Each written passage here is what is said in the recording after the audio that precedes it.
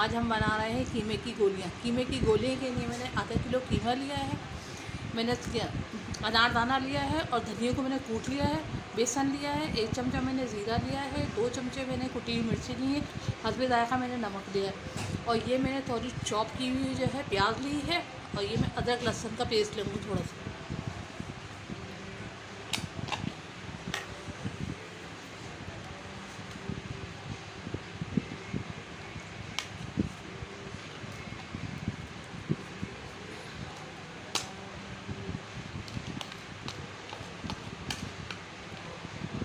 देखिए मैं बेसन डाल रही हूँ और ये ज़ीरा है,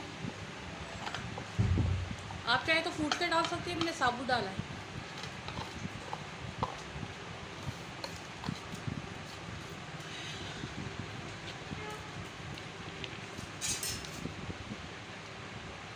इस सबको मैं अच्छी तरह मिक्स कर लूँगी। अच्छा, इसको मैं 30 मिनट के लिए रख दूँगी। 30 मिनट के बाद मैं इसको डीप फ्राई कर लूँगी मैं इसको। अच्छा, ये देखिए मैंने इस तरह की बना ली है और ये मैं डीप फ्राई कर रही हूँ। ये देखिए मैं सारी फ्राई करती जा रही हूँ, जब हो जाएंगी तो मैं निकाल लेती हूँ, ब्राउन हो जाएंगी तो मैं निकाल लूँगी।